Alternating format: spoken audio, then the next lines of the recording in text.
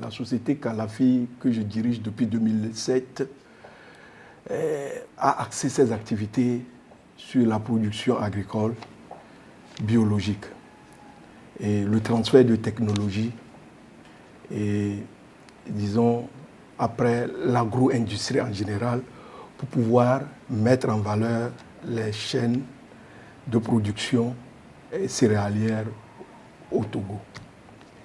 Et nous sommes très honorés depuis 2007 de continuer à exercer cette activité pour donner confiance aux petits producteurs qui n'ont pas accès au marché et qui se retrouvent des fois avec des produits invendus, alors que la typologie de notre agriculture sied à la production biologique.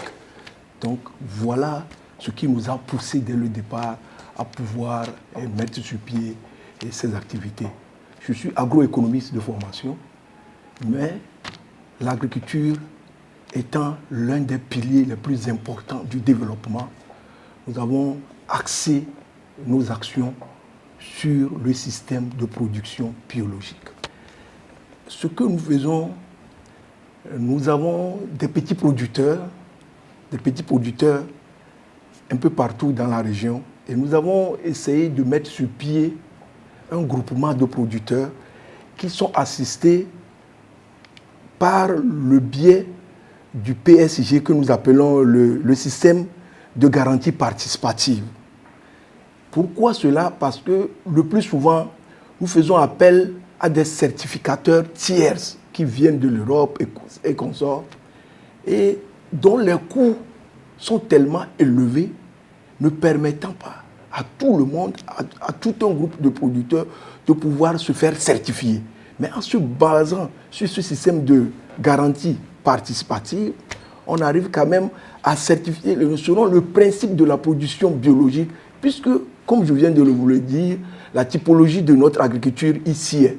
Voilà ce que nous faisons aujourd'hui.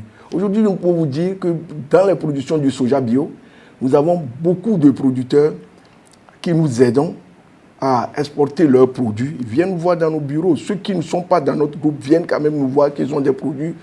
Après analyse, prélèvement des échantillonnages, si nous décelons qu'il n'y a pas l'utilisation des intrants agricoles, des pesticides et consorts, ces produits peuvent être commercialisés dans le monde. Moi, je dis souvent à mes producteurs que vous dites que vous avez des problèmes de marché. Non, je suis le marché. C'est ça que je dis. Les pesticides chimiques et les engrais chimiques, ainsi que les OGM, ne sont pas permis en agriculture biologique. Vous savez, ça, c'est une aberration. Je vous ai dit que l'agriculture biologique s'est basée sur l'agriculture familiale. Et dès le départ, nos paysans ont toujours pratiqué l'agriculture paysanne qui utilisait le principe d'équité, de sécurité, le principe de santé, qui n'utilisait pas des engrais, des intrants agricoles. Mais c'est dans les années 70, avec la révolution verte, qui a fait que les gens ont commencé par utiliser ces intrants agricoles pour l'augmentation de la production, qui n'a même pas entraîné la création des chaînes de valeur. Donc, aujourd'hui, quand on me parle de ça, je dis non. Nous pouvons dire que la production par hectare de l'agriculture biologique n'est pas assez élevée comme celle de la production par hectare de l'agriculture conventionnelle. Mais par contre, la vente d'une tonne de produits biologiques revient plus élevée que la vente d'une tonne de produits conventionnels. C'est le double. Exemple, je vous dis, quand vous prenez le soja, je me concentre toujours sur le soja aujourd'hui parce que c'est très important. Il y a 200 millions de tonnes de soja produites dans le monde, dont les 40% sont réservés à la production biologique. Aujourd'hui, la vente du soja conventionnel sur le marché international tourne autour de 275 000 francs CFA. Mais quand vous prenez le soja bio, ça tourne autour de 350 à 375 000 francs CFA la tonne, 100 000 francs de plus. Donc ça veut dire, celui qui récolte 2 tonnes dans la production conventionnelle et l'autre qui fait 1,5 tonnes dans la production biologique, en comparant les prix de vente, il dépasse la production conventionnelle. Donc voilà ce que moi je peux dire. Et ce marché est en pleine croissance. Aujourd'hui, dans les supermarchés en Europe, Tesco en Angleterre présente chaque jour plus de 1000 produits biologiques achetés partout dans le monde, du Kenya, un peu partout. Coupe Suisse, en Suisse, c'est plus de 2000 produits qui se vendent chaque jour, qui peuvent donner accès à nos petits producteurs. Je dis toujours à mes gens, si vous produisez biologique, vous avez un marché, vous avez un répondant. Il faut que les gens sachent d'abord, pour produire biologique, il faut chercher un marché. Si vous n'avez pas le marché, vous pouvez aussi le vendre sur le marché togolais, sur le marché de l'Afrique de l'Ouest. Il faut que les institutions essaient de créer des marchés pour ces petits producteurs au sein du marché commun. Nous avons 300 millions d'habitants dans la CEDEAO. Et je vous dis qu'il y a 10% de cette population qui se tourne vers la production et la consommation biologique parce que ça prend en compte la santé. Ça prend en compte l'équilibre, l'équité, l'environnement, la protection de la vie. Donc voilà ce que moi je peux. Puisque j'ai répété à nos producteurs, quand vous produisez biologique, en participant à notre système de garantie participative, toute la production est vendue. Nous vendons la production avant même qu'elle soit produite. C'est ça. Donc nous sommes le marché. Le paysan qui veut pratiquer c'est pourquoi je dis, aujourd'hui, il faut qu'on mette sur pied une organisation digne de ce nom, une organisation des producteurs biologiques, de l'agriculture biologique. Nous appelons une phase de transition, de passer de l'agriculture conventionnelle à l'agriculture biologique. D'autres disent qu'ils pratiquent l'agriculture conventionnelle sans utiliser exactement tout... sans même utiliser les intrants agricoles.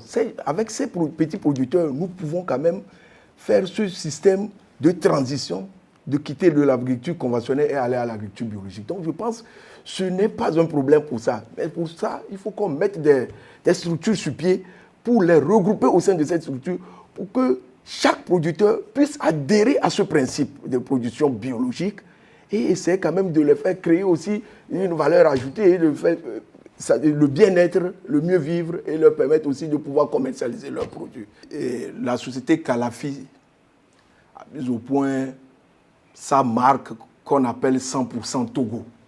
Et c'est avec cette marque que nous faisions des foires. Nous présentons les produits du Togo partout dans le monde, que ce soit à Istanbul, en Europe, en Allemagne, et en Afrique, au Maroc, ainsi de suite. Vous voyez ici la carte de la fertilité du sol, puisque dans la production biologique, il faut tenir compte de l'environnement. L'environnement dans lequel vous évoluez. Et ne pas occuper les réserves, ne pas occuper les zones urbanisées, parce que ça fait partie des principes de la production biologique. Donc nous avons essayé, avec l'appui de nos partenaires allemands, de faire cette carte biologique sur laquelle vous voyez les régions dans lesquelles la fertilité est moindre, dans les régions dans lesquelles elle est forte, où on peut franchement développer l'agriculture biologique en tenant compte des principes que nos parents ont pratiqués depuis longtemps. Voilà, vous voyez ici qu'il y a des réserves qu'il ne faut jamais toucher. Nous avons des cours d'eau, il ne faut pas aussi toucher des mines, des minerais. Donc, nous prenons exactement les surfaces cultivables pour ne pas empiétrer sur l'environnement. Voilà, c'est cette carte-là. Donc, c'est avec ces produits que nous sillonnons le monde. C'est ça qui nous ouvre le marché. C'est pourquoi je vous dis que notre société, c'est le marché des produits togolais bio. Par région, vous avez vu qu'il y a un peu le rouge. C'est des régions qui sont prédestinées à la culture du soja. Parce que ne consommant pas beaucoup d'eau, vous pouvez faire le soja. c'est un peu moyenne. Il y a le jaune qui est aussi un peu accentué pour d'autres cultures. Le vert, le maïs, le sorgho, ainsi de suite. Et quand on descend un peu, on voit dans cette région d'Atakwame, qu'on appelle le plus souvent le grenier du Togo, en grande majorité avec le vert, qui permet de produire beaucoup les céréales, le maïs, et ici aussi un peu le soja. Donc, c'est cette couleur. Quand vous voyez un peu le gris, c'est des zones urbanisées. On ne peut pas aller faire de l'agriculture dans les zones urbanisées. Donc, en quelque sorte, rassembler, voilà ce que je peux vous dire sur cette carte de 100% Togo. Vous voyez ici, nous avons pris le principe de l'agriculture familiale, qui prend le principe d'équité, de solidarité, et vous voyez qu'il y a les cases, et à côté, les petites plantations. C'est ça qui fait de l'agriculture biologique son bien-être. Donc les gens vivent au milieu de leur production et ils s'occupent des petites parcelles, puisque l'occupation agricole au Togo, c'est moins d'1 hectare. Ça s'y prête à l'agriculture biologique déjà. Donc voilà, on a pris l'exemple typique pour vous montrer dans une falaise et vous voyez tout se vit ensemble et vous voyez qu'on produit le soja, et le sésame, le sorgho biologique qui est très demandé aujourd'hui à cause du gluten. Le sorgho ne contient pas de gluten et c'est très important aujourd'hui pour les gens qui sont réfractaires au gluten.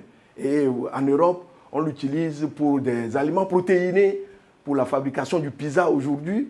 Bon, voilà, c'est dans ces greniers, ces sites de la production d'agriculture biologique que nous avons pris ces vues. C'est pour montrer vraiment la carte physique et vous montrer aussi la réalité sur le sol. Voilà.